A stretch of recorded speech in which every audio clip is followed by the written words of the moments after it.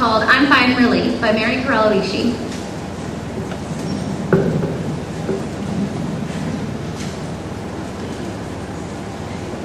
Tracy, hey! Where were you last night? I thought you and Alan were coming over after the game. Poor Alan. He was so upset after losing the game last night that he just wanted to go home and be alone. Well, it's not like you lost it by yourself. There's plenty of other people on the team, you know. Not all of them dropped the ball in the last few seconds of the game. On the 2-yard line, when the team was only behind by 3 points. I guess you're right. But what did you do? We just went to his house. His parents are away for the weekend, so we just stayed up there. I see. Well, you missed a great party. Julie, you know how Alan gets things upset. The last thing he wants to do is be around a bunch of people having a good time. I guess so. Kind of a drag for you, though, isn't it? What's that supposed to be? Nothing. Except he's football. He's not. He has a lot of things on his plate right now that trouble him. So he becomes a hermit? He's not a hermit. He's just sensitive. He's not the only one who understands how he feels. He needs me, Julie. Well, alright, but we better get going or we're going to be late to class. Yeah, just let me get my stuff. Tracy, you're always late to everything. I'll just grab you along and we won't be late. Ow! Hey! Oh my god, I barely touched you. Tracy, what's wrong? Nothing. I just hit my arm in the cardboard this weekend and it still hurts. Well, let me see. Julie, it's fine. Come on, we're gonna be late. It's fine. But what is that? I told you. That is not hitting your arm on the car door. That looks like it was slammed in the car door. Are you calling me a liar? I'm asking you a question. What happened? I told you. Look at me, Tracy. We've been best friends since 7th grade. And I know when you're not telling me the truth. So talk to me. What happened? If I tell you, you promise you won't act stupid about it? Did your dad hit you? Oh, Julie, you know my dad? No. Well, thank goodness, but then what? It's just so stupid. Alan and I were wrestling and I hit my arm on the coffee table next to the couch. What? You know how he likes to play with me? He was so down after Friday night's game that I just wanted to get him in a good mood. So I started teasing him. And then I hit my arm on the coffee table and that was the end of playtime. That's it? Yes, that's it. Wait. Did you say that exact same thing about your front tooth getting chipped? What? Yeah, you said the exact same thing. You said you and Alan were wrestling on the floor when you accidentally got whacked in the mouth. You know how he likes to play with me? Playing a little rough, aren't we? I really don't think it's any of your business. And what about the time you got a black eye? You said you ran into the door. It's Alan. He hits me. He doesn't hit me. Talk to me, Tracy. Alan gets upset and he needs me. I have to be there for him. You mean he needs a punching bag so you're it? I knew you would understand. I'm trying. Talk to me. Like Friday after the game, I wanted to go to the party and he didn't want to. Even let Dan and Pat and us guys tease him about dropping the ball and losing the game. He told me to shut up and I wouldn't let it go. So he hits you just because you speak? He doesn't hit me. Really? He just held me. You're 5'2" and he's 6'1". I can see it now. He picked you up and shook you. He doesn't need to. He never does. What do you mean, he never does? This happens a lot? Not every day. You make it sound worse than it is. Has he ever full out hit you? No. He would never do that. I'd have to get him very, very angry to do that. No, I know I don't have to push him. I can't believe I'm hearing this out of an intelligent human being. He has no right. He doesn't mean to. If he's grabbing you now, the next step is going to be him. He won't. He loves me. Oh, fine. I'd hate to see if he hated you. That's just sick. Tracy! And I love him. And that is even sicker. Julie, don't say another word. Not another word. Word! I've got a paragraph to say. I can speak volume. If you value our friendship, you'll forget this conversation ever took place. I do value our friendship. And I value you. Obviously a lot more than you do. You don't understand. Alan needs me. He needs my love. You mean he needs someone to punish for some stupid needs help, Tracy. He needs me. Tracy?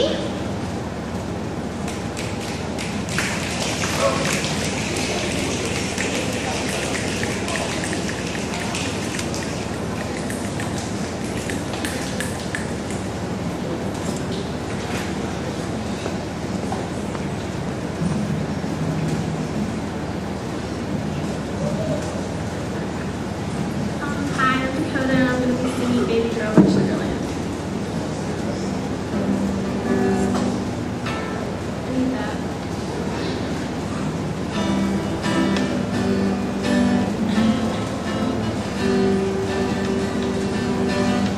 They say this town stars stay all night long. Don't know, can't see 'em. Well, with me, I like it's a long way from here to the place where the home rise from. 2,000 miles from one return.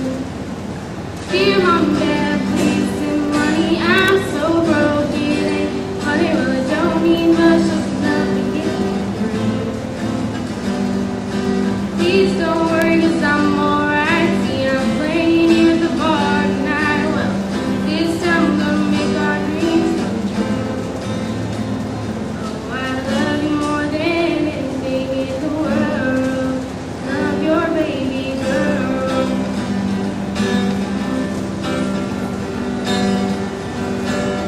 Black top, sky, down for a little white light. Everybody's your friend, you can never be sure. They'll promise fancy cars and diamond rings, all sorts of shiny things. Well, you'll remember what your needs are for. I know I'm on my way, and I can feel every time I pray. And it's worth all the dues I pay when I can't write what you say.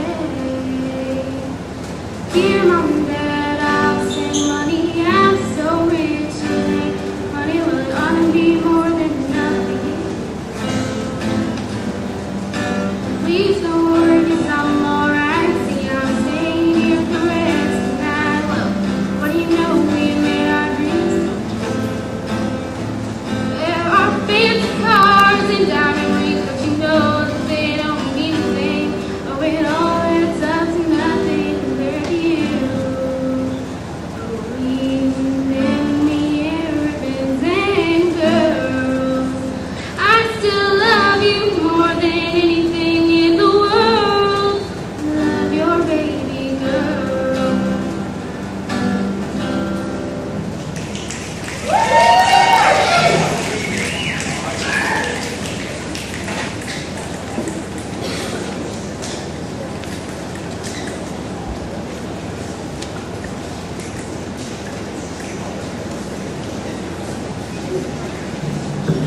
Hi, my name is Abby. I'm going to perform two poems that I wrote. The first one's called Disappear.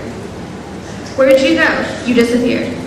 Into the midst of the woods, never be seen again. You left me to live my life alone. How could you not know? I needed you in my life to look towards for wisdom, protection, love. But you left me broken, trying to pick up the pieces that you left behind.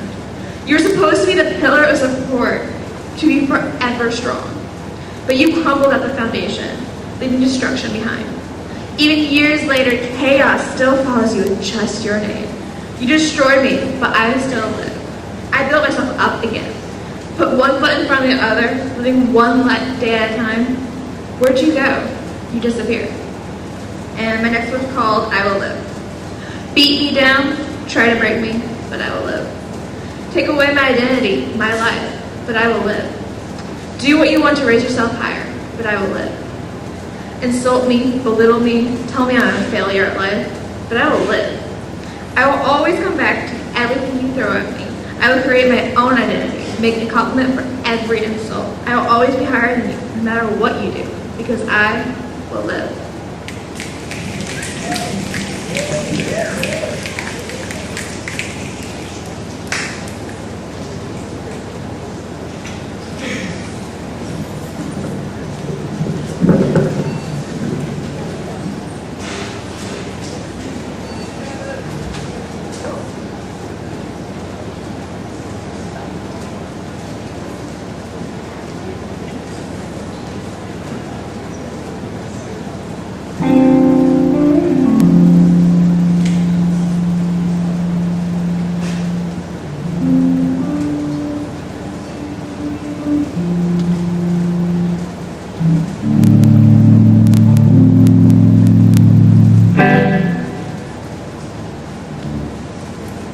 Alright guys, I'm Travis Dodds and this is Chase Mullet Usry, and we're playing a song called Proud Ladies, and I hope you guys enjoy it.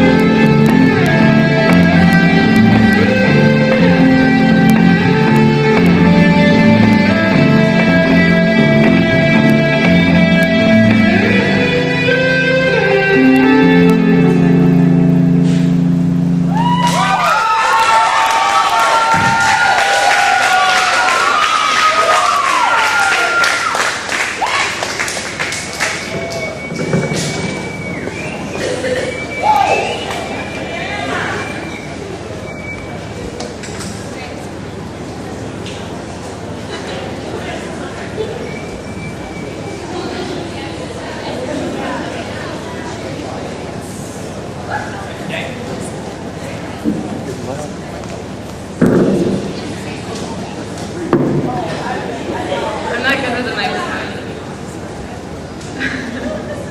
Okay. I'm Krista Simon, and this is part of my dramatic interpretation that I compete with in speech competitions, and I hope you guys like it. John says we came here solely on my account, that I was to have the perfect rest and all the air I could get. But I cry at nothing, and I cry most of the time. Of course, I don't when John is here or anybody else, but when I am alone, and I am alone a good deal now. John is kept in town very often, and Jenny lets me alone when I want her to. I'm getting really fond of the room, in spite of the wallpaper. Perhaps because of the wallpaper, it dwells in my mind so. Written in 1899 by Charlotte Perkins Gilman, the yellow wallpaper, through a series of journal entries, illustrates the digression of a woman's mental state and demonstrates how erroneous the antiquated rest treatment was for women with nervous depression. Moreover, it symbolizes the American woman's movement toward equality. There's one marked peculiarity about this paper, a thing that nobody seems to notice but myself, and that is that it changes as the light changes. That why I watch it always. I would know it's the same paper. The woman behind it is as plain as can be.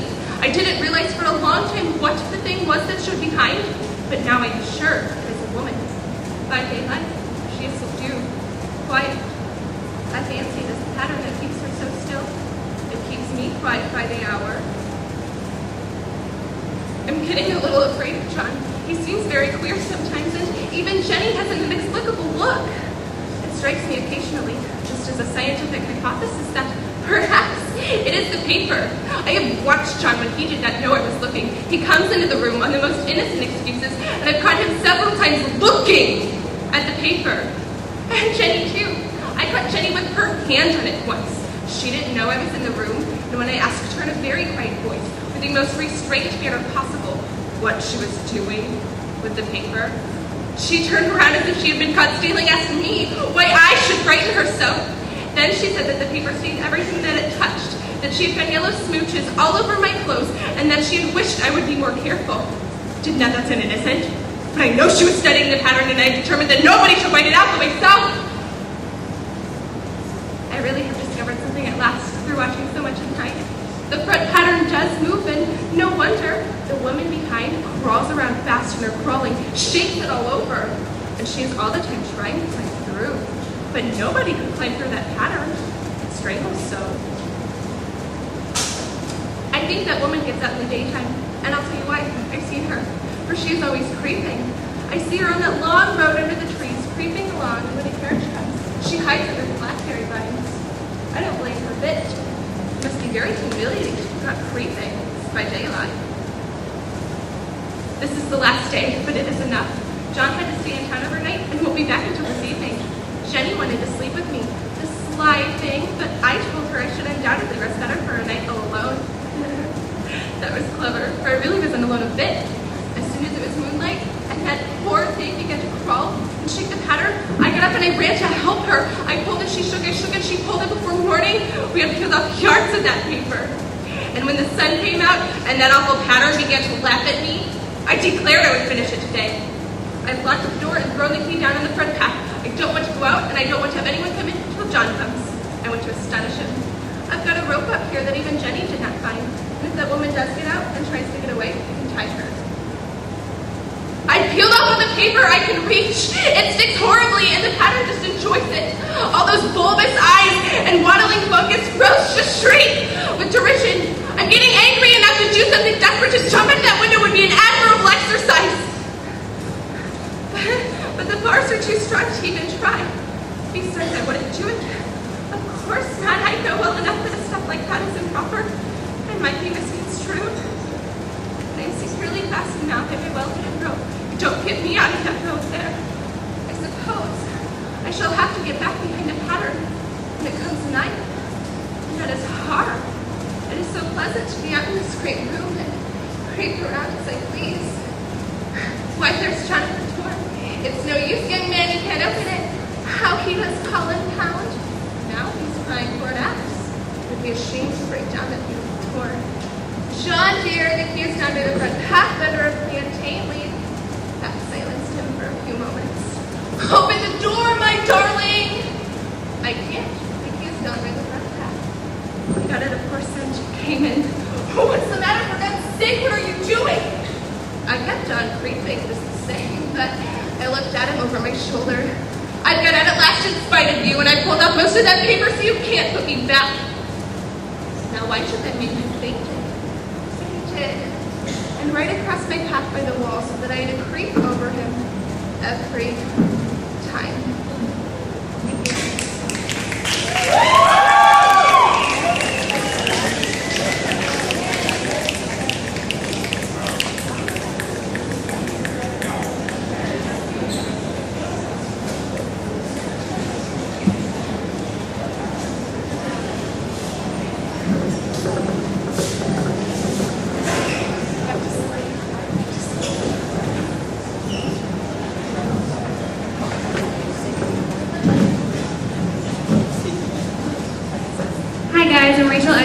Angela Hopwood and Wesley Bott were singing, Matt Miller's playing the guitar, and we're singing You Be the Anchor by Mayday Parade.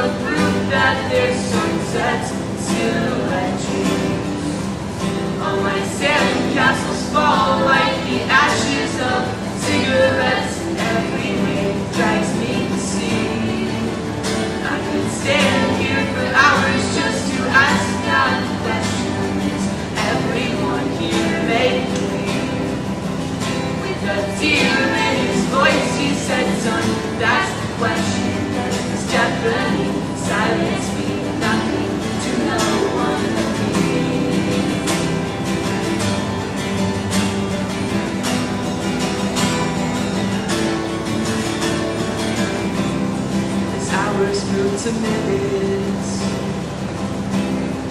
Minutes take longer to break. I will be desperately awaiting when my tongue will fall apart. And we've been sitting here for hours all alone and in the dark. So let me think of how the word is. Is it too soon to say perfect?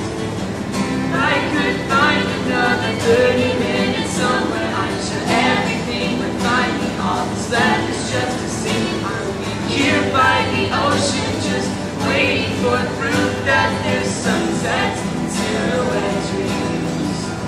All my sand castles fall like the ashes of cigarettes, and every ray drags me to see.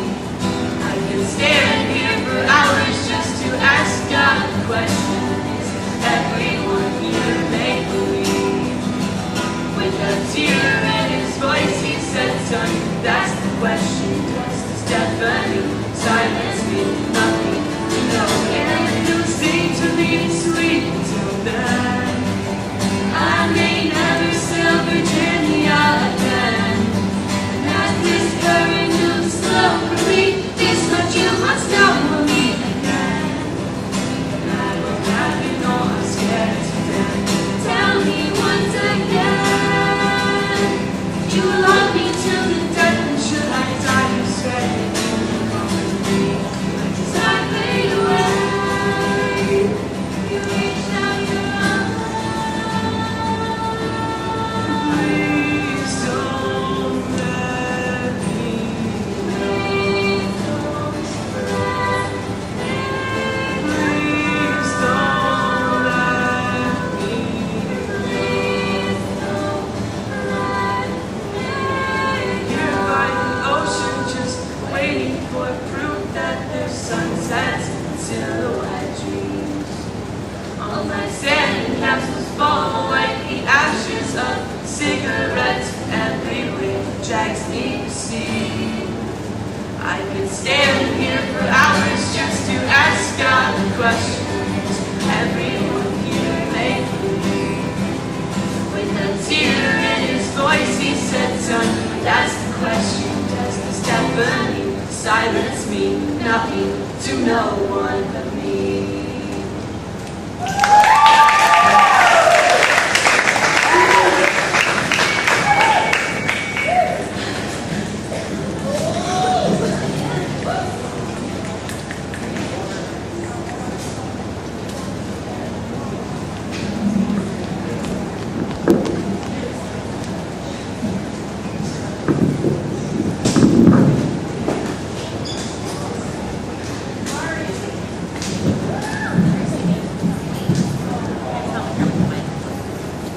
Hi, my name is Jillian, and I'll be singing Take It All by Adele.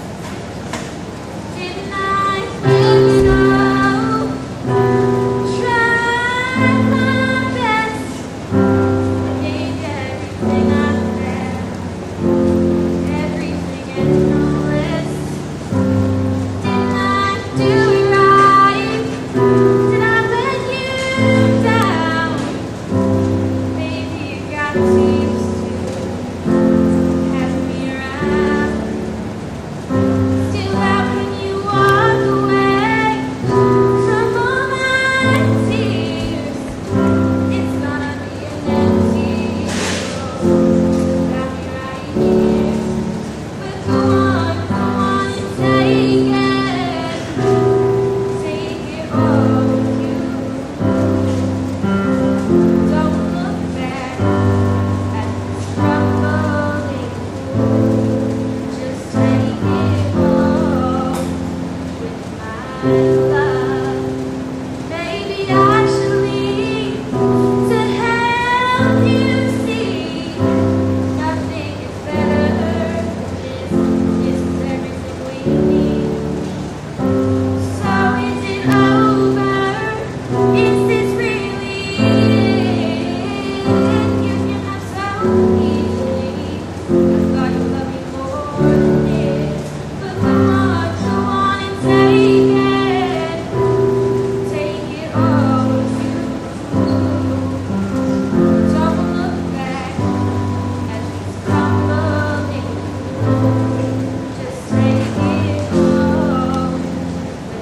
and I will change if I must. Slow it down, bring it home, I will adjust. I was hungry, if only you knew. Thank you for coming. I hope you enjoyed the show.